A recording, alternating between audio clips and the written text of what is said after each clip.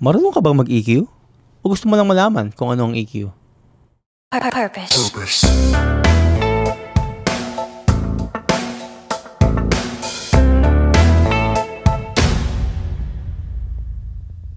Kung hindi mo pa ako kilala, ako nga pala si Don Barredo, ang owner at engineer sa Purpose Recording Studio in Davao City.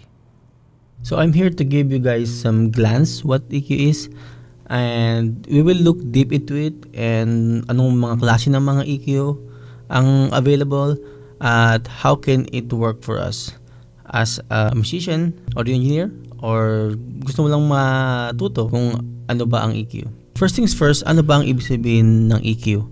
Meron ditong sa Merriam-Webster, ang ibig sabihin niya ay electronic device. Okay, tama. Ito ay electronic device. Maraming klase ng EQ. Merong parametric EQ. Meron ditong graphic EQ. Yung graphic EQ is specific na frequency kung saan mo siya gustong bawasan. Unlike ng parametric EQ, ang parametric EQ ito, meron siyang curve na ganyan, or pwede mong ilipat-lipat kung saan, hindi siya specific na frequency. Pwede mo siyang igalaw-galaw kung saan mo gusto. So yun, may option ka sa parametric EQ. Maraming band pwede.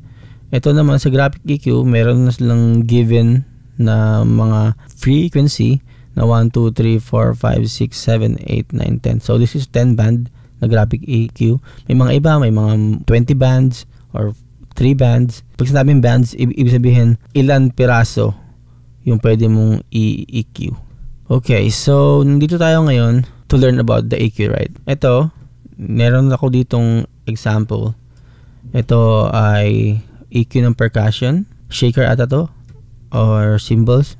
And yung isa ay sa 808, meaning bass, or ang 808 usually refers to the bass, kick, or both. Yung isa naman is vocals. Ito ang sa bass, ito ang sa hi-hats, ito ang sa vocals. So, EQ, no? So, bigyan ko kayo ng konting background. Ang pandinig kasi ng tao is nasa range lang ng 20 Hz up to 20,000 Hz. So, below that or higher than that, we are not able to hear it. Pero yung mga iba, like ibang hayop, meron silang pandinig up to more than 20,000 Hz. So, pero tayo humans, we can only hear from 20 to 20,000 Hz.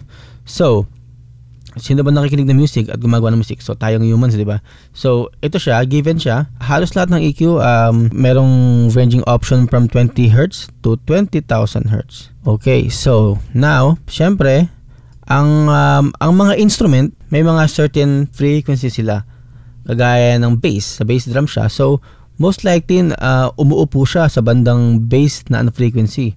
Bandang 20 hanggang 500 Hz. And then mid, let's say from 1K hanggang 6K, ganyan, or 5K. So yung mid, maraming mga instrument ang nasa mid na frequency, like guitars, keyboards, vocals, yan, mga nasa mid yan.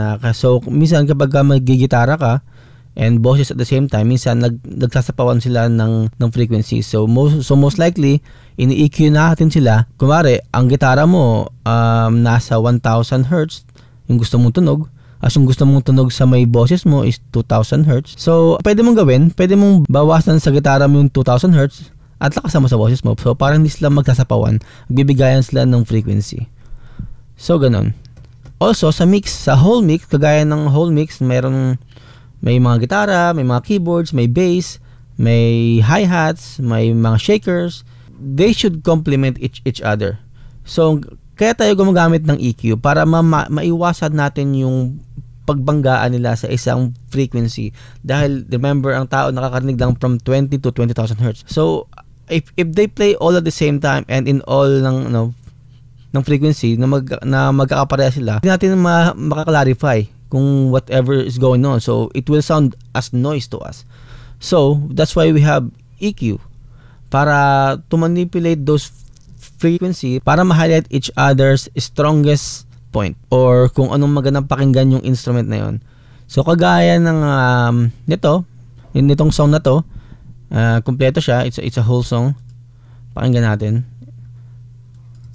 Ako ay nakulong sa silid, kalmado doon sa gilid, hawak panulat di sukat sa Yeah, so as you can see, itong bass or 808, naglalaro siya sa banda dito sa may bass na frequency.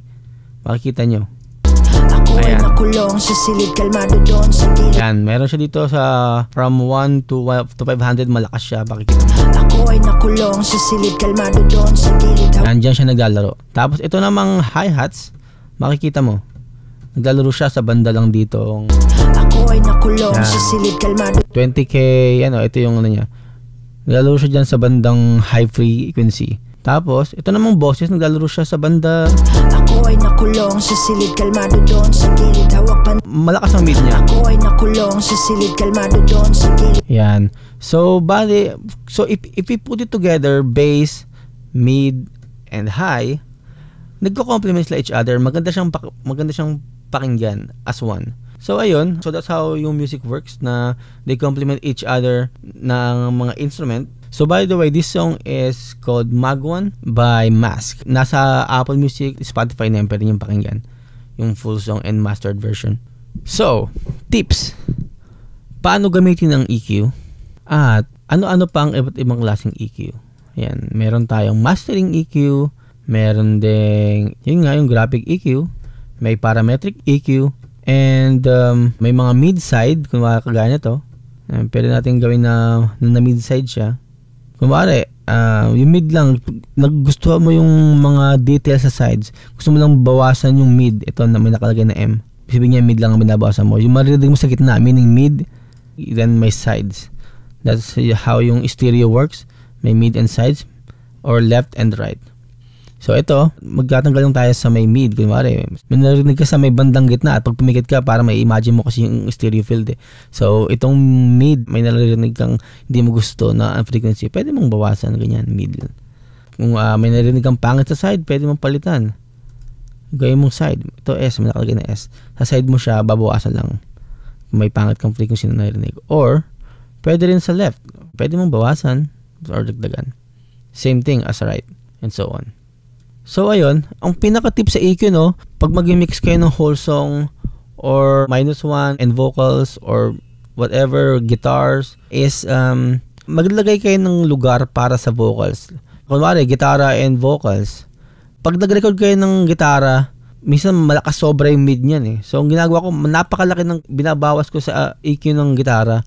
As in, sobrang laki para talagang mag-complement siya dun sa may music, dun sa may vocals. Para magbigayan sila ng frequency, hindi sila nag-aaway parehas. So, ganun lang din sa may ibang instrument. Make sure to highlight their strongest point, just like sa bass, tapos sa may mga high na frequency din. So, ayun, I don't know what else to share you about EQ, but it's more on your personal na preference, kung anong gusto mo mangyayari sa may song mo, and ayun lang, pakinggan nyo lang kung anong dapat nyong bawasan at lakasan. And also, give yourself a break sometimes, because minsan kasi naapektuhan yung EQing decision natin kapag ear fatigue na tayo, pag matagal tayong nagmi-mix na at bingin yung tenga natin dun sa may song na ginagawa natin. So minsan nakaka-apekto yun, so make sure to take a break. Minsan kasi pag nagmi-mix ako, binapabayaan ko siya ng ilang weeks or ilang araw. Then, babalikan ko siya ulit para lang maging fresh ulit yung pandinig ko sa song at makapag-decide ako ng tama ng dapat kong gawin. Ayun lang ang advice ko sa inyo and tips. I hope you had a basic understanding of this EQ. Pakinggan nyo ng mabuti and rest. Intindihin nyo rin kung anong klaseng mga EQ. Merong parametric EQ, graphic EQ, mastering EQ. Kaya siya tinawag na mastering EQ. It's basically the same na EQ, parametric EQ.